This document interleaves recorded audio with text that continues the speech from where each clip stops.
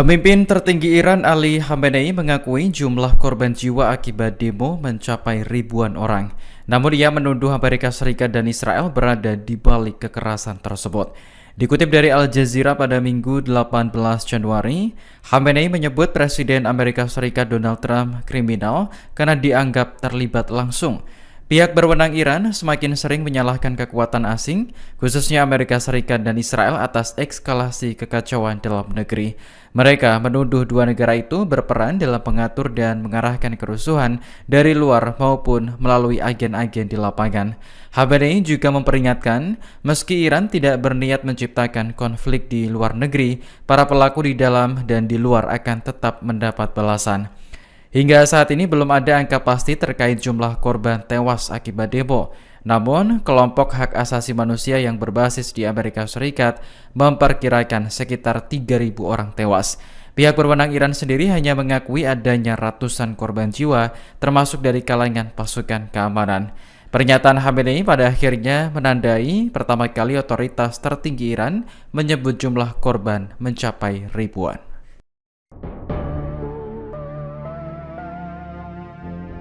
Ribuan orang melakukan aksi demo untuk memprotes rencana Amerika Serikat mencaplok Greenland.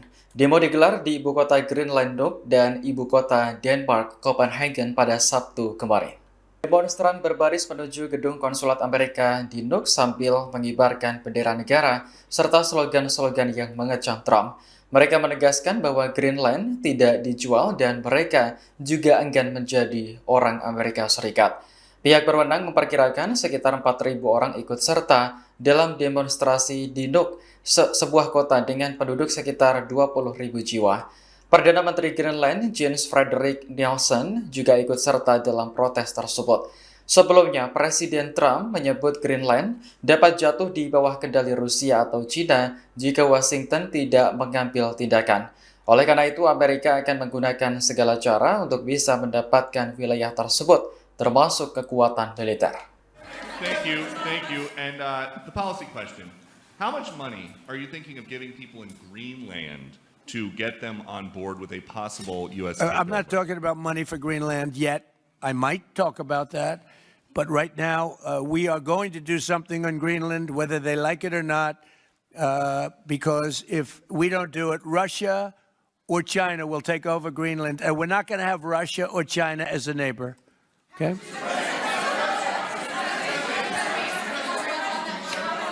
I would like to make a deal, the easy way, but if we don't do it the easy way, we're going to do it the hard way.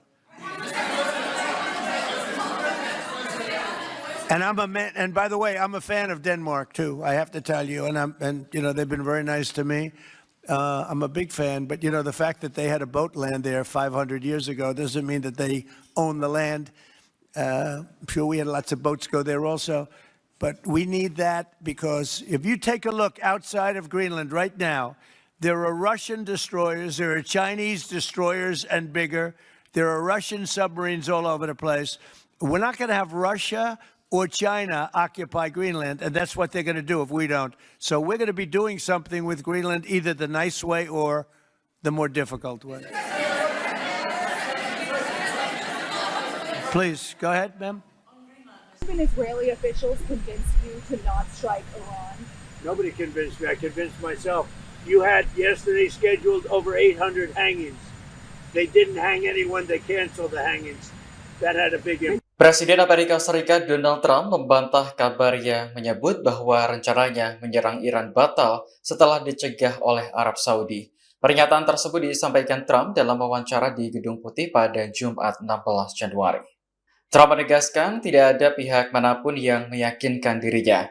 Ia hanya mendapat laporan bahwa Iran tidak jadi menghukum gantung 800 demonstran.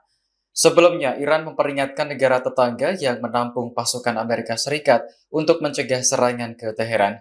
Jika tidak, maka pangkalan militer yang berada di negara tersebut akan menjadi target.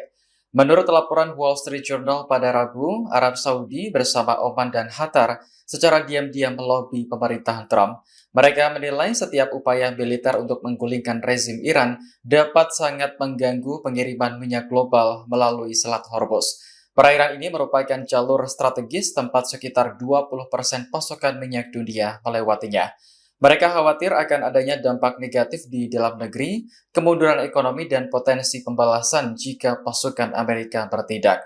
Para pejabat Saudi dilaporkan telah memberitahu Teheran bahwa mereka tidak akan berpartisipasi dalam konflik apapun atau mengizinkan akses wilayah udara Amerika Serikat dengan tujuan menjauhkan diri dari konfrontasi langsung.